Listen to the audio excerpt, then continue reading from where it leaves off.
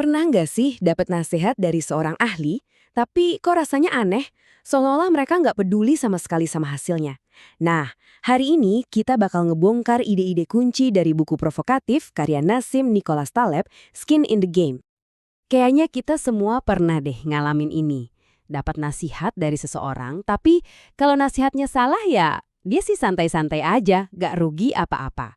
Nasihatnya jadi kerasa, gimana ya, hampa gitu. Karena ya itu, nggak ada konsekuensinya buat dia. Nah, kutipan ini benar-benar nangkap inti masalahnya. Ada ketidakseimbangan yang bahaya banget dan seringkali nggak kelihatan. Jadi satu pihak dapat semua enaknya, untungnya, tapi kalau rugi, yang nanggung malah orang lain. Dan ini tuh terjadi di mana-mana loh, mulai dari urusan duet di pasar saham sampai keputusan-keputusan besar soal kebijakan luar negeri. Oke, jadi inilah inti masalah yang dilihat sama Taleb.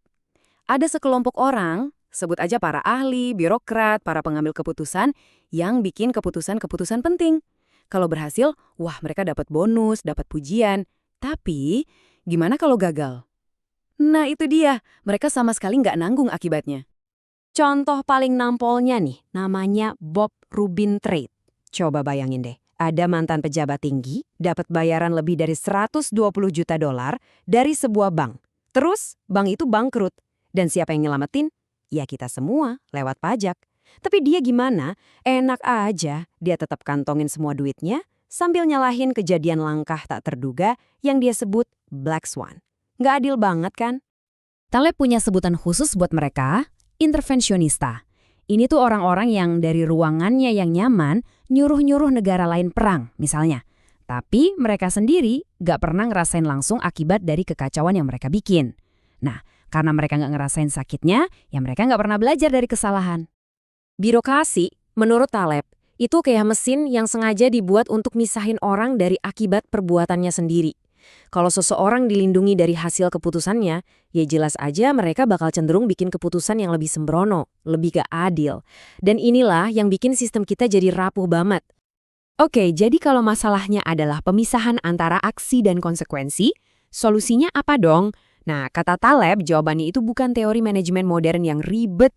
Justru solusinya adalah sebuah prinsip simetrik kuno yang udah terbukti ampuh ribuan tahun. Oke, ayo kita bedah konsep intinya, skin in the game. Ini bukan cuma soal insentif ya, ini lebih dalam lagi. Ini soal simetri, soal keadilan. Intinya gini, kalau kamu dapat untungnya, kamu juga harus siap nanggung resikonya. Kamu harus ikut ngerasain sakitnya kalau ada yang salah. Dan jangan salah, ini bukan ide baru kemarin sore. Aturan ini udah dipahat di Kode Hammurabi, umurnya hampir 4.000 tahun. Pesannya tuh jelas banget, dan jujur aja, brutal. Anda tidak bisa main-main lempar resiko ke orang lain tanpa siap nanggung akibat yang setimpal. Ini nyambung banget sama yang namanya aturan perak. Yang kata Taleb justru lebih kuat daripada aturan emas. Kenapa gitu? Gini, aturan emas kan bilang, perlakukan orang lain seperti kamu ingin diperlakukan. Kedengarannya bagus, tapi ini bisa bikin kita jadi sok tahu.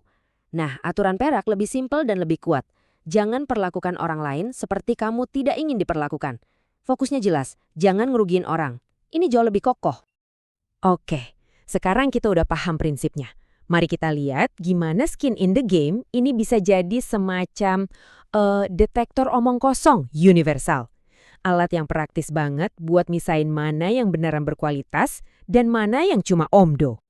Talib bilang, sebuah sistem itu jadi lebih baik bukan karena orang-orang di dalamnya belajar dari kesalahan. Bukan. Sistem belajar dengan cara nyingkirin mereka yang bikin kesalahan fatal. Proses ini disebut via negativa. Gampangnya gini, penerbangan jadi lebih aman bukan karena semua pilot jadi pinter, tapi karena pilot-pilot yang jelek, ya mereka tersingkir dari sistem. Nah ini ngasih kita cara pikir yang berguna banget. Misalkan Anda mau operasi, ada dua pilihan dokter bedah. Yang satu penampilannya klimis, ijazahnya mentereng. Satunya lagi kelihatan kayak tukang jagal. Siapa yang Anda pilih? Kata Taleb, pilih yang kedua. Kenapa? Karena kalau orang yang kelihatannya nggak meyakinkan bisa sukses, itu pasti karena dia jago beneran. Realita itu nggak peduli sama penampilan. Jadi, pada intinya, skin in the game itu soal menjembatani jurang pemisah.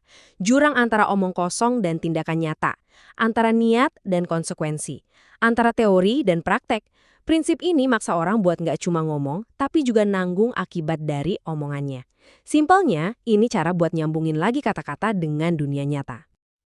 Oke, selain jadi detektor omong kosong, prinsip ini juga bisa ngebongkar rahasia-rahasia tersembunyi di masyarakat.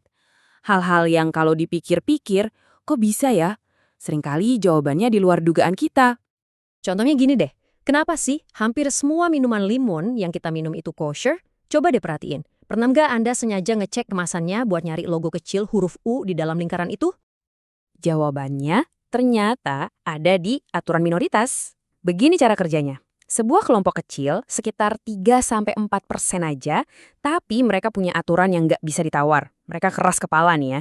Nah, kelompok kecil yang nggak fleksibel ini ternyata bisa maksa seluruh populasi buat ngikutin aturan mereka. Kuncinya ada di asimetri. Orang yang nggak makan kosher bisa-bisa aja kan makan makanan kosher, tapi sebaliknya orang kosher nggak bisa makan yang non-kosher. Pilihan yang nggak fleksibel inilah yang menang. Logika yang sama berlaku buat mobil.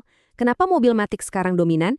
Ya karena orang yang bisa nyetir manual bisa nyetir matik, tapi yang cuma bisa matik nggak bisa nyetir manual. Lagi-lagi pihak yang nggak fleksibel yang menang.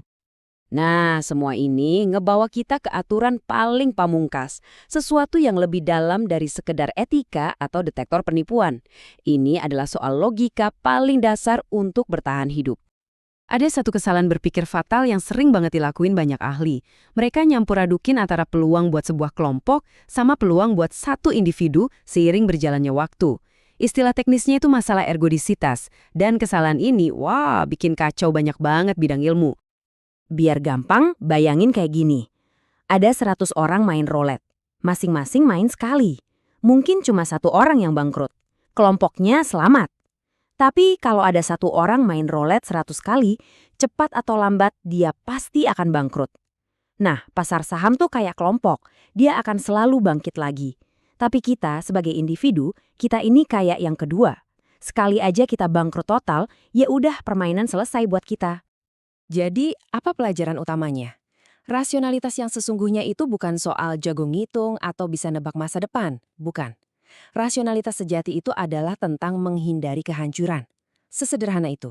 Ini soal gimana caranya bertahan hidup, gimana caranya kita mastiin gak akan pernah ngambil resiko yang bisa bikin kita hancur lebur. Poin utamanya adalah Anda harus selalu bisa main lagi besok.